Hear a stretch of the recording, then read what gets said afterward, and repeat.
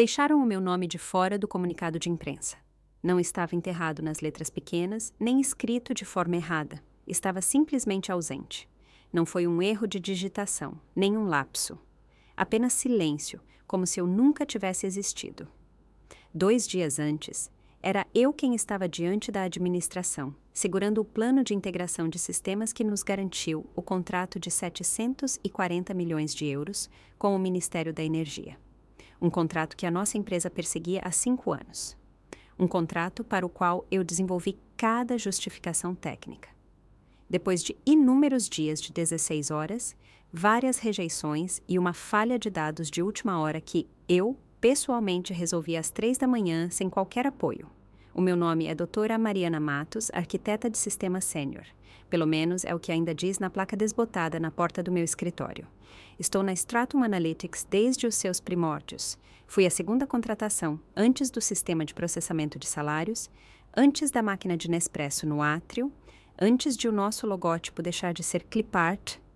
Fiquei durante o susto da insolvência em 2011, o fracasso da fusão em 2016 e a saída silenciosa do fundador em 2018. Fiquei quando me pediram para aceitar um corte salarial temporário pelo futuro da empresa. Fiquei quando promoveram homens mais novos, mais barulhentos e menos competentes à minha frente, chamando a isso ótica estratégica. Porque eu acreditava no trabalho. Porque acreditava que estávamos a construir algo que valia a pena defender. Mas a crença não significa nada numa sala de reuniões cheia de pessoas que só levantam a cabeça quando sentem o cheiro de crédito alheio. O e-mail chegou às 9h04. Assunto: vitória histórica. Parabéns à equipa. O texto era uma confusão performativa e brilhante.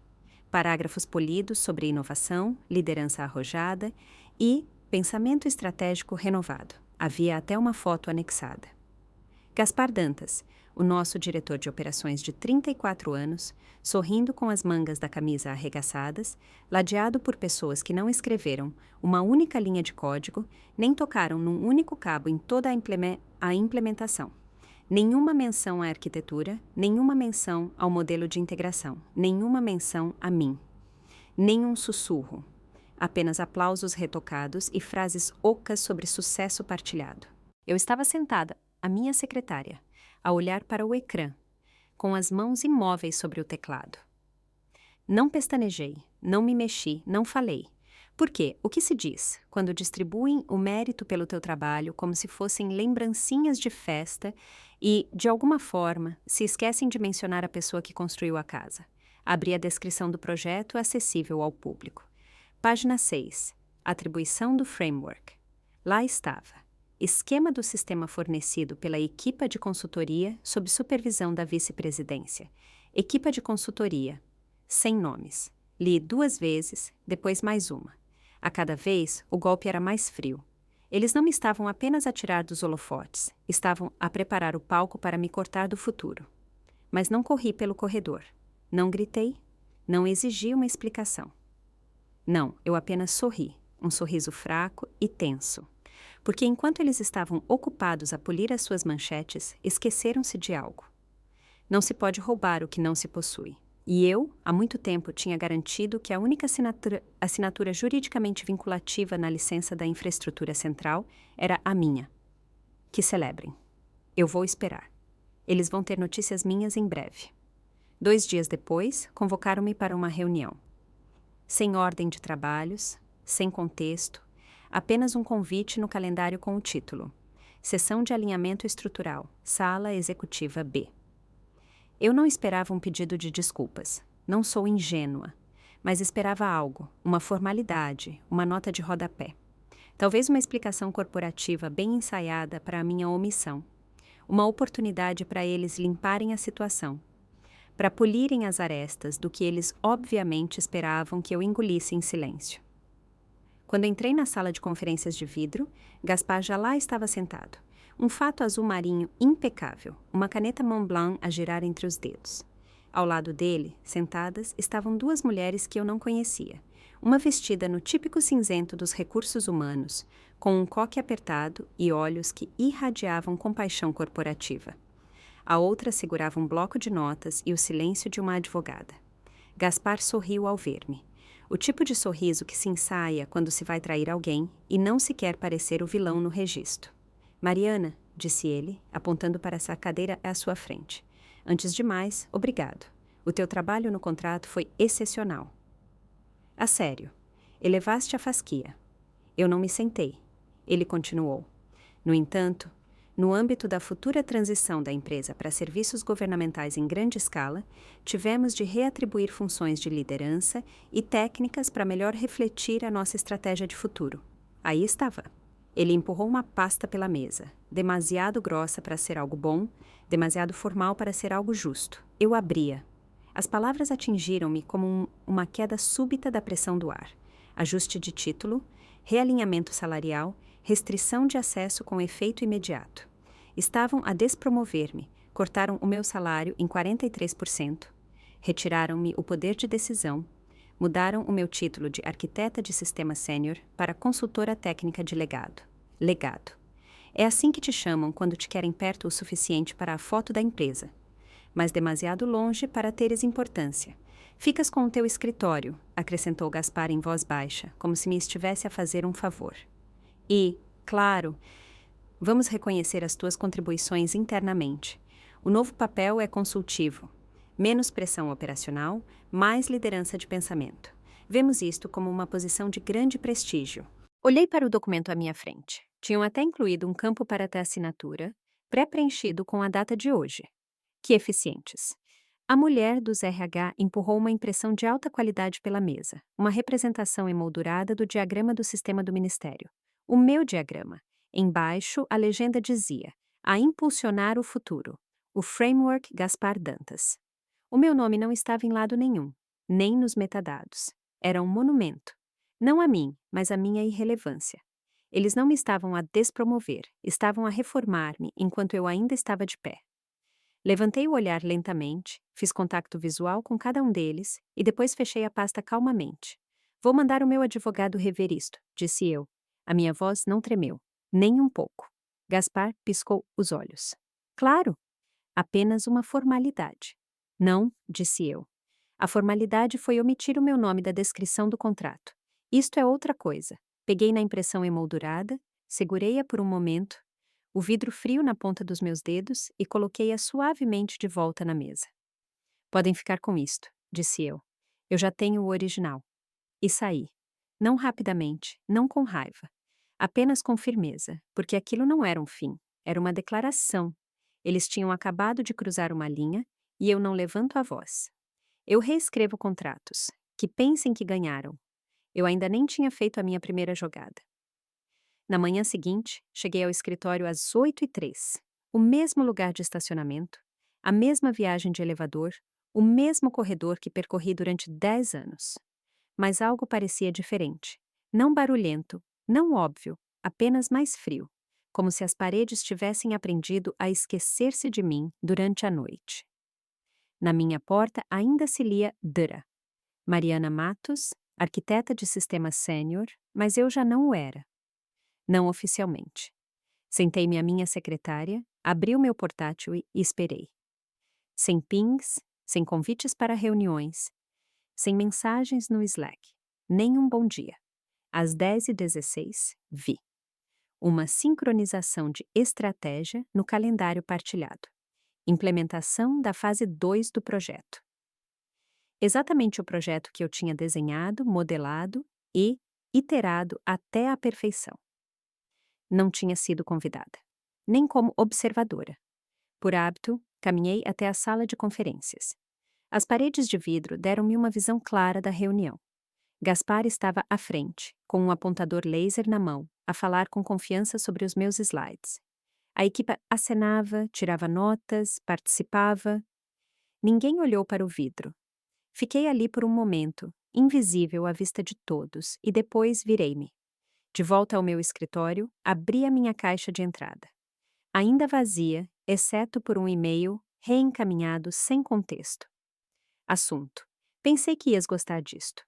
Era um link para um artigo intitulado A Celebrar o Legado, os ombros de gigantes, onde nos apoiamos. Um emoji sorridente, como se o que me estavam a fazer fosse uma piada ou, pior, um elogio. Eu ainda estava a olhar para o ecrã quando a mensagem seguinte chegou. Esta não era para mim, soube imediatamente. O tipo de erro que só se nota quando se viveu em sistemas de e-mail por mais tempo do que metade da equipa está viva. Vinha da Sofia, a nova assistente executiva de Gaspar. Ela queria reencaminhá-lo para o grupo de operações do projeto, mas clicou acidentalmente no meu nome. Assunto: Estratégia de transição de legado. O meu nome estava na primeira frase. O Gaspar quer que a Mariana mantenha o título apenas para as aparências.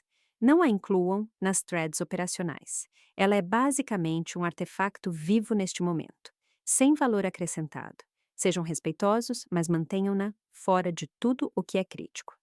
Um artefato vivo, não reformada, não em transição. Artefato. Como se eu pertencesse a uma vitrine de vidro, com uma placa e um holofote fraco. Primeiro, não me consegui mexer. As minhas mãos pairavam sobre o teclado, os dedos imóveis. Eles não se tinham apenas esquecido de mim, eles tinham planeado isto. Cada aceno naquela reunião, cada meio sorriso no corredor, cada frase naquela pasta. Não era incompetência, era intenção. Continuei a olhar para o ecrã, o coração a bater forte, mas o rosto impassível. E foi aí que me lembrei do pacote de assinaturas que tinha finalizado digitalmente e carregado para conformidade com o Ministério. Acedi ao sistema interno, e lá estava, pendente, não assinado, não submetido. A peça final da submissão da arquitetura, a página de assinaturas com o meu nome, tinha sido silenciosamente excluída. Sem ela, o contrato não era juridicamente vinculativo. Eles tinham celebrado. Tinham atualizado os banners do LinkedIn. Tinham enviado champanhe ao cliente. Tudo sem perceberem que estavam a dançar numa linha de falha que eu ainda controlava. Recostei-me na cadeira e expirei. Não em derrota, mas em consciência. Isto não era apenas uma traição, era imprudente. Eles queriam-me fora, silenciosamente, educadamente apagada. Mas esqueceram-se de quem escreveu as fundações. Fechei o meu portátil. As minhas mãos já não tremiam. Em vez disso, moviam-se com propósito. Fui à gaveta mais baixa do meu armário de ficheiros e tirei um estojo em que não tocava há anos. Couro preto fino, o fecho eclair rígido pela falta de uso. Dentro havia uma pendrive prateada, sem etiquetas, sem logótipos. Apenas aço polido e 3 camadas de encriptação. Esta pen continha todas as versões da arquitetura do sistema do Ministério, cada certificado, cada carimbo de data e hora de revisão e, mais importante, a licença de propriedade intelectual registrada em meu nome, autenticada por notário e ainda ativa. Eles pensavam que possuíam o projeto. Não possuíam. Estavam a alugá-lo de mim e, de acordo com a cláusula de licenciamento apresentada há 15 anos, se eu fosse alguma vez removida de um projeto ativo do Ministério relacionado com o meu framework, a licença se autodissolveria. Sem licença, sem direito legal para construir. Eles não me tinham apenas apagado, eles tinham invalidado tudo. E tudo o que era preciso era uma mensagem para o provar. Eu não a enviei, ainda não. Que continuem a aplaudir. Em breve, o silêncio falaria mais alto do que eu jamais poderia. A chamada chegou às 9h41 da manhã. Não era a minha linha de escritório. Essa tinha ficado em silêncio há dias, como se o resto do edifício tivesse concordado coletivamente em fingir que eu já não existia. Não, esta chamada veio pela linha segura, aquela ligada diretamente à firewall, o número ao qual apenas 5 agências tinham acesso, todas elas governamentais. No momento em que tocou, eu soube. Doutora Matos, atendi com a voz neutra. Uma pausa, depois uma voz calculada, masculina, concisa, mas educada.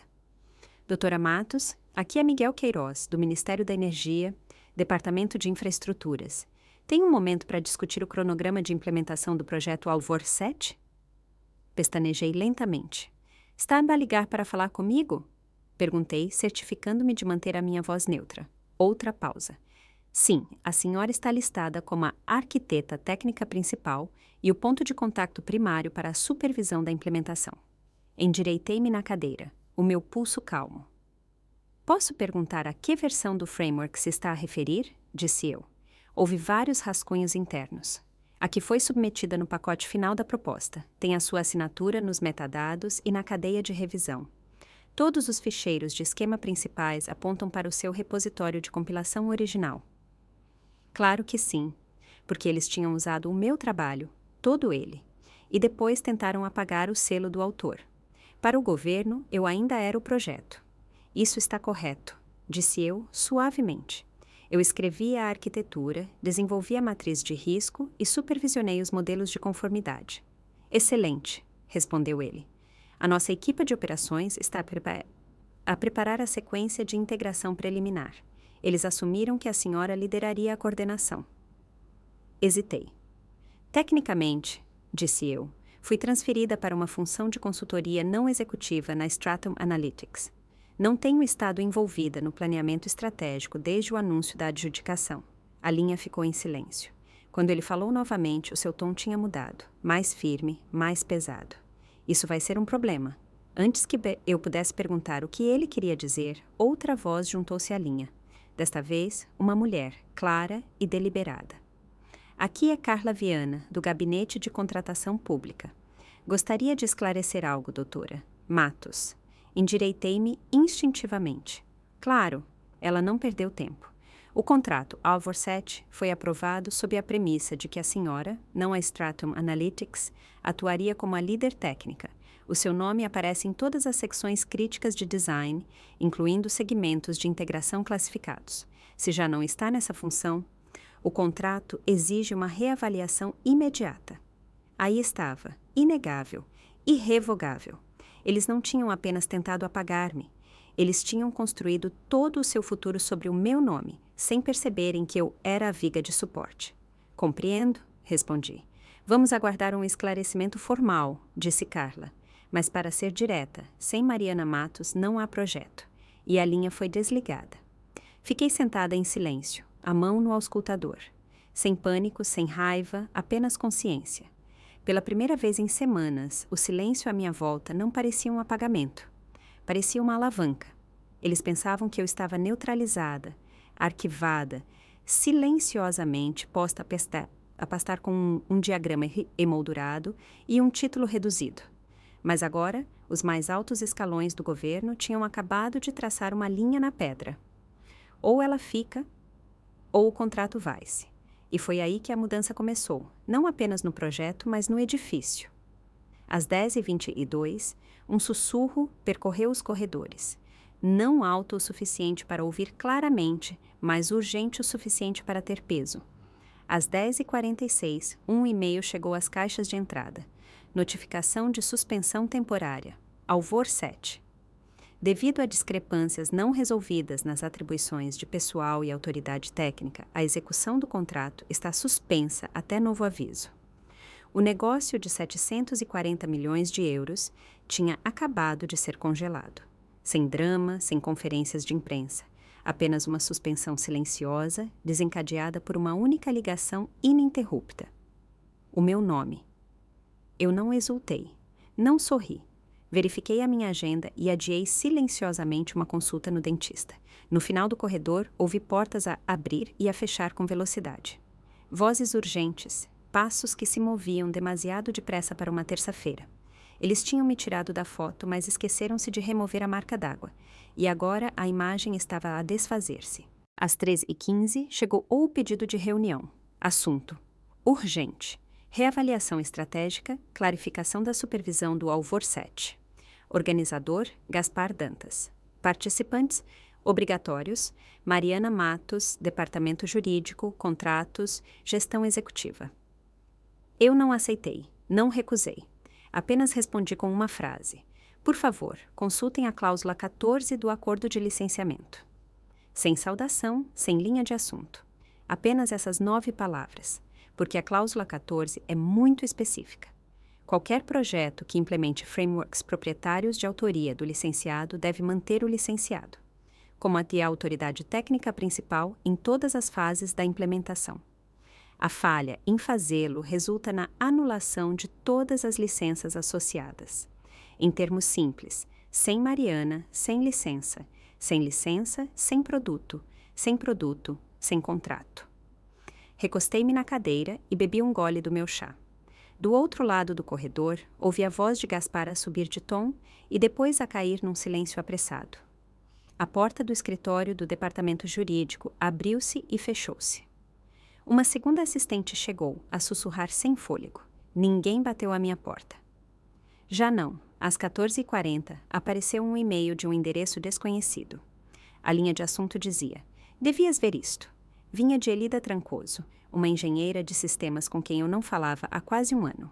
Anexado, um PDF com data de há 8 meses. Projeto Fênix, estratégia de sucessão de infraestrutura. Era interno. Confidencial, marcado como rascunho pré-implementação, e explicava tudo.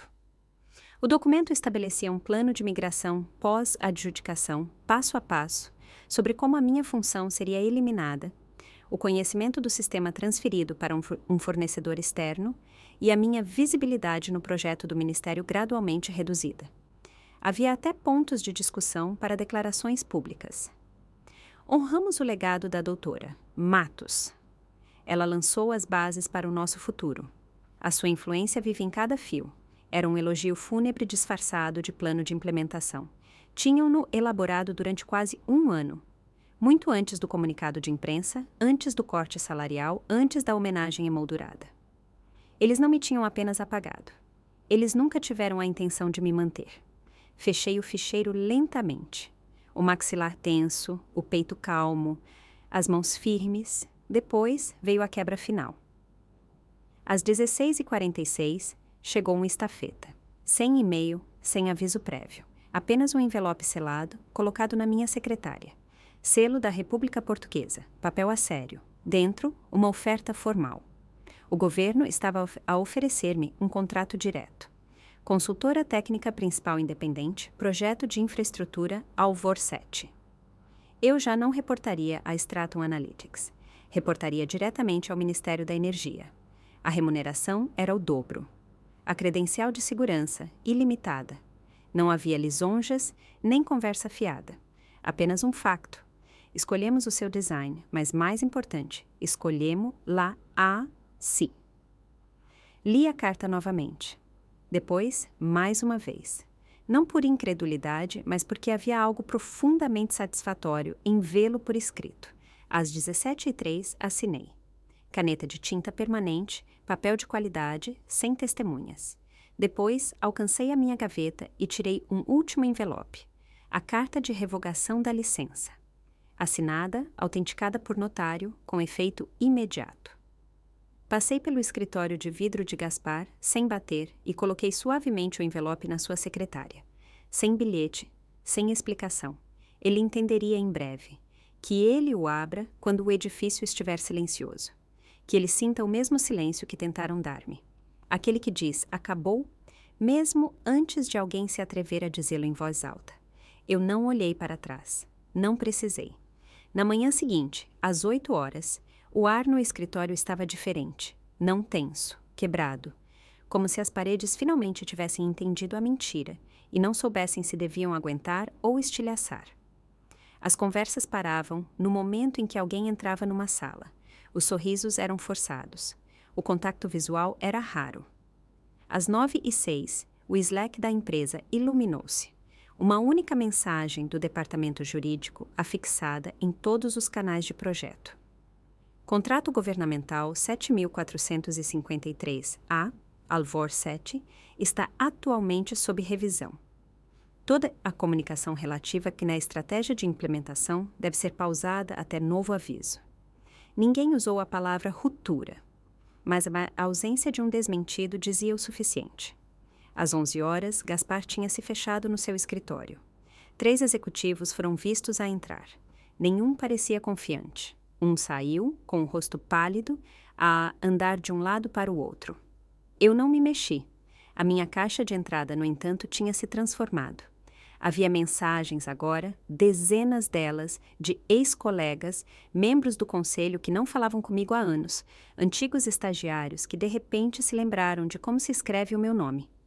Algumas eram performativas. Espero que estejas bem. Ouvi rumores sobre a situação do ministério. A pensar em ti. Outras eram desesperadas. Haverá alguma chance de conversarmos brevemente para esclarecer o teu papel atual no projeto? Parece haver alguma confusão. Eu não respondi. Ainda não. Às 14h47, o mundo acompanhou.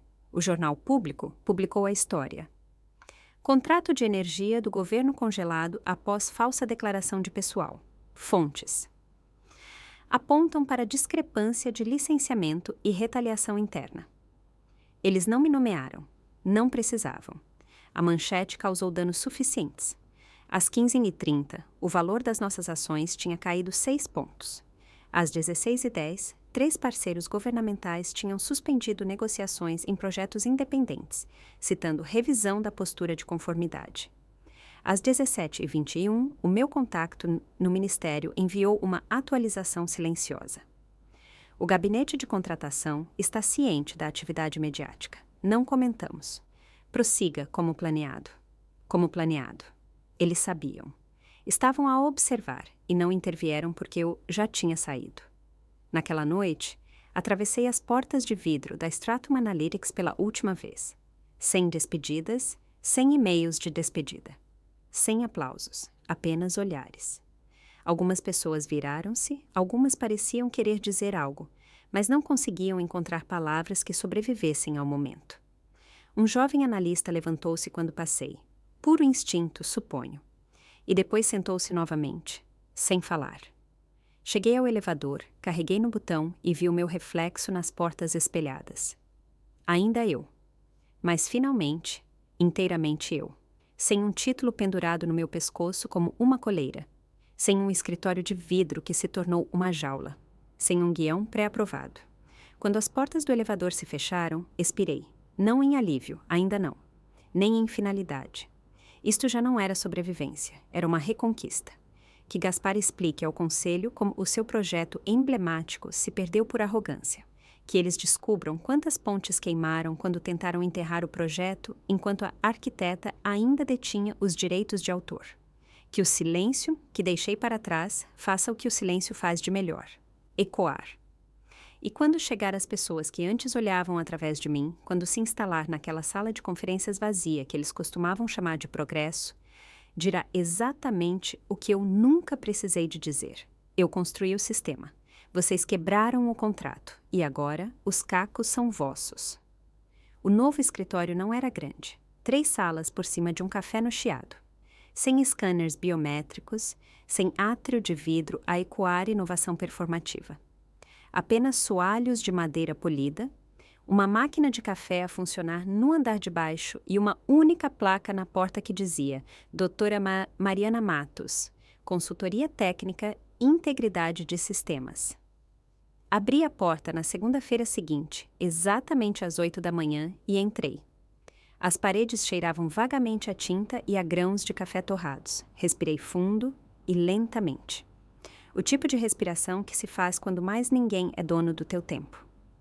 Às 9h02, a equipa do Ministério da Energia tinha chegado.